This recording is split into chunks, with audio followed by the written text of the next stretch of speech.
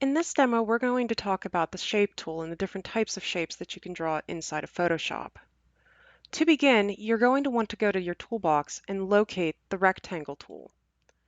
Now, if you click and hold on the Rectangle tool, you will have several sub-tool options that relate to shapes, including rounded, ellipse, poly, line, and custom shapes.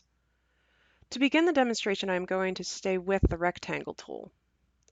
When working with shapes in Photoshop, they are their own individual elements that are placed on their own layers. So to begin working with shapes, all you have to do is just select the shape you'd like to draw, and then coming over to your canvas, just click and drag, and it will create the shape for you.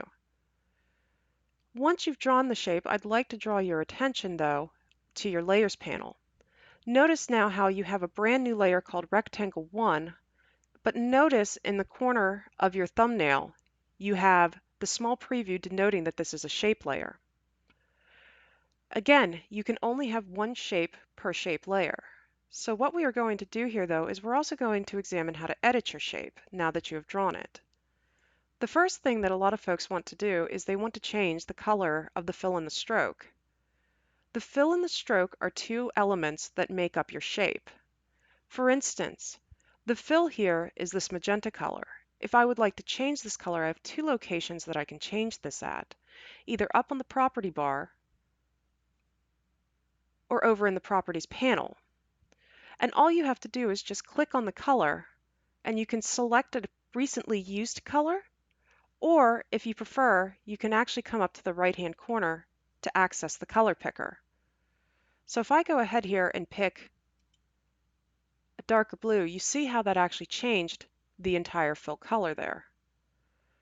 The other item that you can work with is called the stroke color. Coming under the stroke, you get the same options as you did for the fill, and you can pick a different color. Now, along with the stroke, though, you also get several additional options, such as thickness of the stroke, but also the stroke options.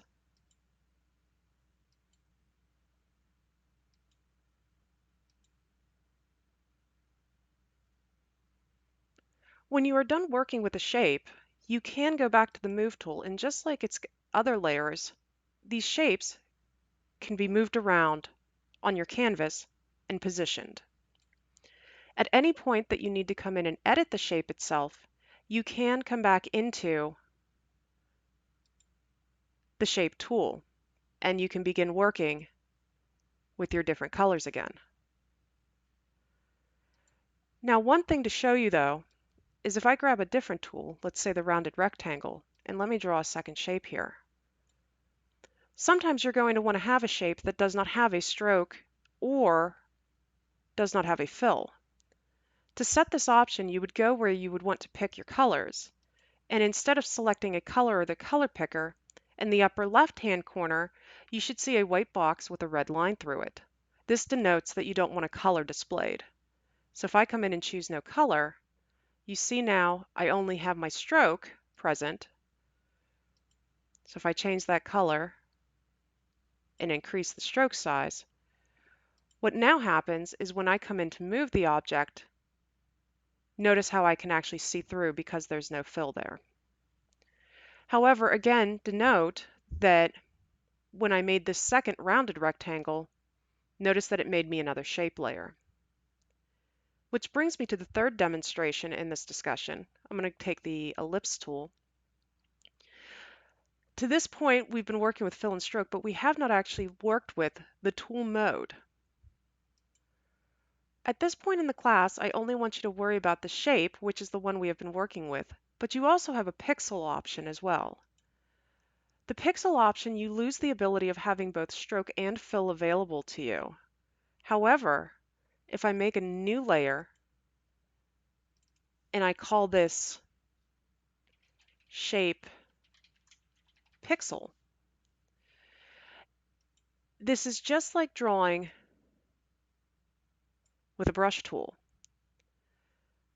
Notice in both the property panel and also the property inspector at the top here, you have no control over the shape itself as far as changing colors. However, what you can do is you can change the opacity if you so choose. And you can even change the layer mode, making a different pattern.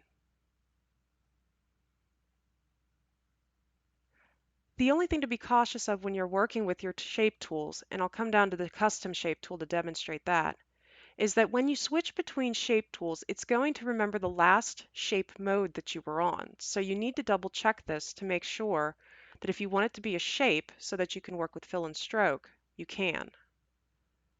This brings me to the last one, which is the custom shape tool I want to demonstrate. And the thing that this adds, it'll still have similar options regarding your shapes, but if you come down to the end here, notice that you have a drop-down menu. The shapes, uh, the shape tool here, what it will do is it will actually let you click through these folders and you can pick different pre-made shapes. So for instance, maybe I want to take the kangaroo here. I have stroke and fill ready to go. I go ahead and click and drag, and it can make a little shape for you. And notice too that the custom shape tool, it made a kangaroo 1 layer, and it treated it just like the other two shapes.